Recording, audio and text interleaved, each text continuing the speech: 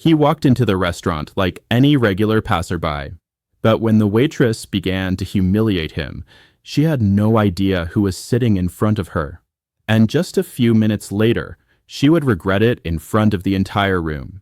This is life as it is, raw, real, and unfiltered. Hit that like button if you've ever faced unfair treatment, and don't forget to subscribe. The stories here are as eye-opening as life itself. Now let's dive in. Keanu Reeves entered Starlight, a high-end restaurant nestled on one of Beverly Hills' most prestigious, bustling streets. His look, faded jeans, a plain gray t-shirt, and a slightly worn leather jacket stood in stark contrast to the surrounding luxury. It was as if he had just come from a workshop or wrapped up a long day. He moved with an easy confidence, not trying to attract attention. Crystal chandeliers cast shimmering reflections onto the marble floor, while the soft murmur of conversation and the gentle clinking of glasses filled the air with refined elegance. Keanu chose a small table in the far corner by the window, where the glow from streetlights softly spilled onto the white tablecloth. He wanted to go unnoticed, to disappear into the evening, but fate clearly had other plans. Before he could even open the leather-bound menu, a waitress approached. Her name was Lauren, tall, with perfectly styled blonde hair pulled into a tight bun and a flawless uniform that emphasized her air of self-assuredness. A professional smile was fixed on her face, but her eyes flickered with something colder, judgmental.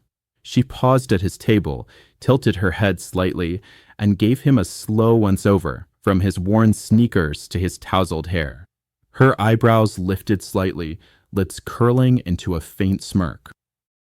"Good evening," she said, her tone formal but lacking warmth. "Are you sure you're in the right place? This is a rather exclusive venue." She paused, as if giving him a moment to reconsider and leave. Her voice was loud enough that a nearby couple, an older man in an expensive suit and a woman in a silk dress, turned to look. Lauren clearly wanted to be overheard. What happened next didn't just shock the entire restaurant, it flipped the script, exposing a truth no one saw coming. Starlight wasn't just a restaurant, it was a symbol of status. Its glass facade offered a view of glittering Beverly Hills streets, dotted with sports cars and designer silhouettes. Inside, everything breathed luxury: deep blue velvet walls, golden accents on the furniture, linen-covered tables, and grand chandeliers sparkling like constellations. From the porcelain vases filled with orchids to the silver cutlery, every detail was carefully chosen to evoke exclusivity. Guests didn't just come for the food, they came to be seen, admired, envied. Lauren had worked at Starlight for 3 years and considered herself part of that elite world. Her uniform, a black blazer with gold buttons and a pencil skirt, fit her like a glove. Every gesture, every step, was polished to perfection. She could pour wine like royalty and make small talk with just the right amount of flattery. But behind the professionalism was a sharp tendency to judge. Lauren prided herself on her ability to read people. She quickly labeled each guest: trust fund kid, influencer, celebrity, or, in her mind's classification, out of place. For her, Starlight was a stage, and everyone had their role, and she wasn't afraid to remind those who stepped out of line. The moment Keanu walked in, she zeroed in on him. No designer brands, no flashy accessories, he irritated her instantly. She was at the host's stand adjusting her cuff when she noticed him quietly pass by the bronze statue near the entrance and head to the back corner. Her coworker Mark was saying something about a VIP reservation, but Lauren cut him off, eyes locked on the stranger. "Seriously?" she muttered, crossing her arms. "Now just anyone can walk in here?" She approached Keanu with the expression of someone handling an unpleasant task. Her heels clicked sharply on the marble, and her body language oozed exaggerated weariness. "Can I help you?" she asked, making it very clear she had no intention of doing so. Keanu looked up from the menu. His eyes were calm, almost kind. "A table, please," he replied with a soft smile. His voice was gentle, without a hint of defiance, but Lauren took it as insolence. She tilted her head, as if examining some peculiar insect. Are you sure? This isn't exactly your average diner. We have very high standards. Keanu nodded, unfazed. I understand. This is exactly what I'm looking for. Lauren gave a short, sarcastic laugh. Fine, she said, as if doing him a favor. Follow me. She led him briskly through the restaurant without checking if he followed. She deliberately chose a route away from the central tables, where chandelier light sparkled just right, and took him to the least desirable spot, a small table near the kitchen door in the shadows. From there, the clatter of dishes and muffled voices of chefs could be heard, and the scent of spices mingled with expensive perfume. She dropped the menu on the table with a soft thud. Here's your seat, she said with a faux smile. I'm sure you'll be comfortable. If you need anything, let me know, but only if it's really necessary. She paused, waiting for him to squirm or explain himself. But Keanu just nodded, that same calm smile never leaving his face. Thank you. I'm sure this will be an interesting evening. His serenity threw her off. She expected pushback, awkwardness, anything but this quiet composure. Muttering something under her breath, she turned away.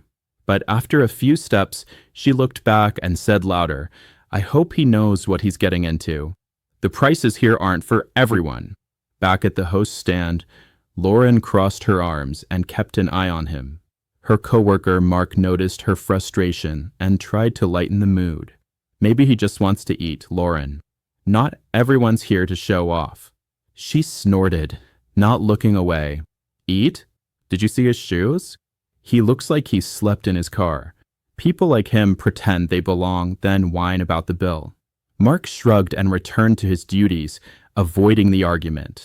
Meanwhile, Keanu calmly browsed the menu. His fingers traced over the pages slowly, eyes scanning dishes from truffle risotto to lobster and saffron sauce. He seemed to savor the moment. A pianist played a gentle Chopin piece in the center of the room, and candlelight flickered in his eyes.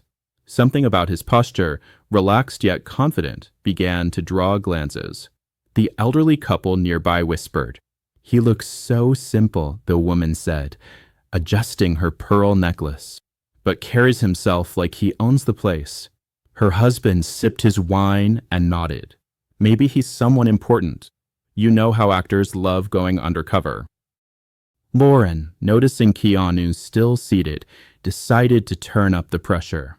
She smiled broadly at a wealthy couple at the center table, laughed loudly at a businessman's joke, even delivered an extra glass of champagne to a regular. Every time she passed Keanu's table, she pretended not to see him, but her eyes kept darting back, waiting for him to break. But he didn't. He simply waited, patiently.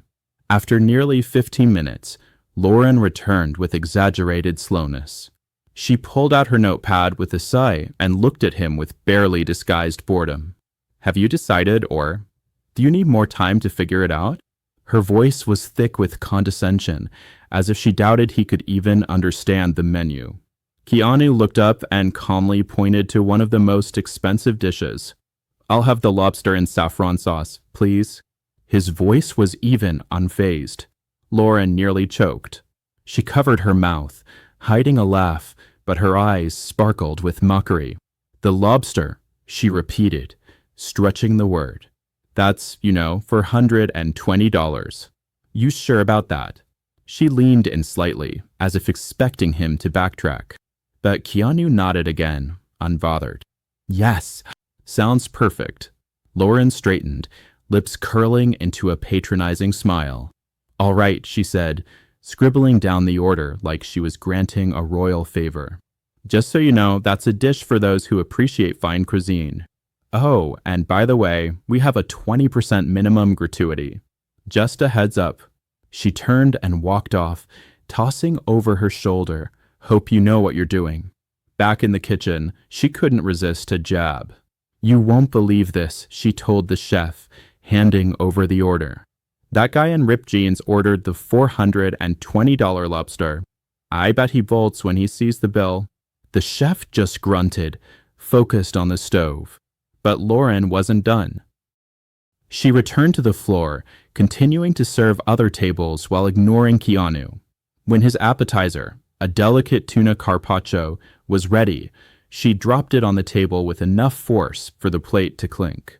"Here's your appetizer," she said with a smirk. "Hope you know how to eat it." Keanu thanked her without a flicker of irritation. "Thank you. It looks delicious." Lauren leaned in, trying to provoke him. "You know, a lot of people order that and complain it's too refined. But I'm sure you'll manage. Good luck." She turned and muttered to a colleague, "He won't even make it to the main course." That he asks for the check in 5. But Keanu wasn't in a hurry. He carefully sliced the carpaccio, savoring each bite with visible pleasure. His movements were unhurried, almost meditative, as if he wasn't just enjoying the food, he was embracing the moment itself. The pianist shifted to a Gershwin melody, and the soft rhythm of jazz mingled with the quiet hum of conversations. An elderly gentleman at a nearby table noticed how Keanu was eating and raised his glass in his direction, as if paying silent respect. Keanu responded with a subtle nod and the faintest smile. From across the room, Lauren watched him, growing more and more irritated. His calmness got under her skin. She had expected him to feel awkward, maybe even nervous, or better yet, leave under pressure. But there he was, sitting like he belonged, completely at ease. And that drove her mad. "Look at him. He hasn't even asked for water," she said to Mark, folding her arms tightly. "Probably afraid we'll charge him for it too." Mark, tired of her comments, just shook his head. "Lauren, seriously, let it go. He's just a customer." But Lauren wasn't letting go. When it came time to serve the main course, she deliberately delayed. First, she stopped to chat with a couple in the center of the room, laughing loudly at a joke. Then she went into the kitchen and left the lobster plate under the heat lamp while she discussed something trivial with the chef. Finally, she grabbed the dish and walked toward Keanu's table, only to stop midway and serve a cocktail to another guest first. By the time she finally placed the plate in front of him, the lobster was already starting to cool. "Here's your order," she said with a fake smile. "Hope it was worth the wait. If not, we do have simpler dishes if you change your mind." Keanu looked at the plate, then up at her. "Thank you. It looks wonderful," he replied, his voice calm and steady as ever. Lauren leaned in slightly, lowering her voice. "Are you sure? It's a complex dish. Not everyone can handle it." The sarcasm in her words was hard to miss. But Keanu simply nodded. "I'm sure. Thanks for your concern." Annoyed by his composure, Lauren turned and walked away, muttering to Mark, "He's pretending, but I can tell he's uncomfortable." But other guests had started to notice. An elderly couple nearby whispered to each other. "She's unbearable," the woman said, nervously toying with her pearl necklace. "He's being so polite, and she's clearly trying to provoke him." Her husband frowned. "It's disgraceful. Someone should talk to the manager." At another table, a young woman in a red dress leaned toward her date and whispered, "He's so calm. Maybe he's someone important? No one would just sit through that." Feeling the control slipping from her hands, Lauren went all in. As she served Keanu a cup of coffee, she raised her voice loud enough for nearby tables to hear. "You know, it's hard to maintain standards when just anyone gets let in." Her words hung in the air. The room grew quieter. The couple in the center frowned. The elderly gentleman placed his glass down with a thud. Sensing the shift, Lauren added, loud enough again, "That's why we need stricter reservation policies, to avoid situations like this." Keanu finished his coffee and looked up at her. His gaze was calm, but there was a new depth in his eyes, as if he could see straight through her. "You said just anyone. Care to explain?" he asked, softly but firmly. Lauren hesitated. Her confidence wavered. "Well, I just meant that we usually have a different kind of clientele, she mumbled, nervously fidgeting with her notepad. Your style doesn't quite match. The entire room had gone silent. All eyes were on them. Lauren, sensing the attention, straightened up, trying to act like she still had control. Keanu stayed quiet for a few moments, then said, "Maybe I should do things differently." His voice was still calm, but there was a strength in it that sent a chill down Lauren's spine. Just then, the manager walked into the dining room, a man in his early 40s, posture perfect, dressed in a sharp suit. His name was David, and he was known for instantly sensing the mood of a room. He spotted Keanu and froze for a second, then quickly made his way to his table, completely ignoring Lauren. "Mr. Reeves," he exclaimed, his voice full of respect. "What an honor. I apologize for not recognizing you right away. How can I assist you?" Lauren turned pale. Her eyes widened. She looked from David to Keanu, struggling to process what she was seeing. "Mr. Reeves," she whispered, her voice shaking. "It's him." Keanu turned to her. "Let's talk about how we treat people," he said, his tone calm but commanding. David, catching the tension, looked sharply at Lauren. "What's going on here?" he asked, his voice suddenly cold. "Did you know Mr. Reeves is one of the owners of Starlight? Why is he being treated this way?" Lauren stammered. I didn't know. He didn't say. He looked." She trailed off, realizing that every word made it worse. Keanu raised a hand, stopping her. "It doesn't matter who I am," he said, his voice carrying through the room. "Everyone who walks through those doors deserves respect, no matter what they're wearing or how you perceive them." His words were simple, but they struck deep. The elderly couple nodded. The young woman in red smiled. The older man raised his glass in silent salute. David turned to Lauren. His face showed both disappointment and frustration. "Lauren, we'll talk about this after your shift," he said quietly, but firmly. "For now, stay away from this table." "I'll handle it."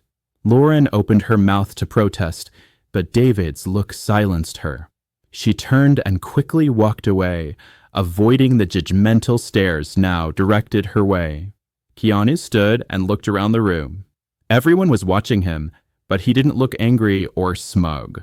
"This restaurant was built to make every guest feel welcome," he began, his voice steady and clear. "Today, that didn't happen, but I believe we can do better. Not just as a restaurant, but as people." He paused, letting his words settle. "I'd like to meet with the staff after closing. We have things to talk about." David nodded. "Of course, Mr. Reeves. And again, I apologize." Keanu returned to his seat, and the dining room slowly came back to life. Guests whispered, still absorbing what had just happened. "I knew there was something about him," said a man at the next table. "He's got an aura." His wife nodded, and the way he handled it with such dignity. The older man muttered, "I hope she learns from this." After closing, Starlight was quiet. The lights were dim, the dining room empty, except for the staff, now gathered in a semicircle around Keanu Reeves.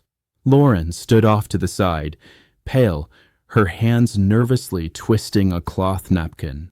David stood beside Keanu, his face showing respect and concern. Keanu stepped forward. His presence was calm but powerful. He met the eyes of each person there, and in his stillness, the tension seemed to melt away. "We all make mistakes," he began, his voice firm and resonant. "What matters is what we do afterward. Today we face something bigger than a bad moment." This was about judgment, about assumptions, about forgetting what makes this place special. He paused, his eyes landing on Lauren. She flinched but didn't look away. "Lauren," he said gently but firmly, "what happened today wasn't just about me. It's about how we choose to see people. You made a mistake, but mistakes don't define us. What we do next does." Tears welled up in Lauren's eyes. She opened her mouth, but no words came. Keanu turned back to the group. "Working in a place like this is a responsibility. Every day, We decide who we are. We judge by appearances, status, clothing. But what if we chose something else? What if we chose kindness? What if we looked beyond the surface and saw the person? He stepped closer. His voice softened, but its impact deepened. Everyone who walks through those doors carries something we can't see. A bad day, a broken heart, a dream they're chasing. A small act of respect, of compassion, can change everything. It's not about grand gestures. It's about the choices we make moment by moment to listen, to care, to let someone feel seen. The team stood in silence. Some nodded. Others stared at the floor, reflecting. Finally, Lauren spoke. Her voice shook. I was so caught up in appearances, in protecting the image of this place. I forgot what really matters. I judged you, Mr. Reeves. And I was wrong. I promise I'll be better. Keanu nodded, offering a small, encouraging smile. That's a promise you make to yourself, Lauren, he said, touching his chest. Change starts here. And if you need support, we're all here. He looked at the team. This restaurant was meant to be a place that brings people together, not sets them apart. Let's make it that again. Let's choose to be the kind of people who lift each other up. David stepped forward. Mr. Reeves, you've given us a lot to think about. We'll make sure Starlight lives up to your vision. Keanu nodded humbly and made his way to the door. Outside, the Beverly Hills night shimmered under city lights. He paused, gazing up at the restaurant sign. A soft smile formed on his face as he reflected on the night. It wasn't just about today, or one mistake. It was about building places where people feel valued, heard, and respected. Because even in difficult moments, there's always a chance to inspire change. As he walked into the night, one thought echoed in his mind. In a world where you can be anything, choose to be kind. Real strength isn't in judgment, it's in understanding. And in the small choices we make every day, we shape not only the world, but ourselves. This story isn't just about Keanu. It's about how often we judge people by appearance, and how easily we can be wrong. If you've ever felt underestimated just because of how you looked, hit that like button. And don't forget to subscribe for more stories that truly move you. This is Life as It Is. Unfiltered, honest, real. See you in the next episode.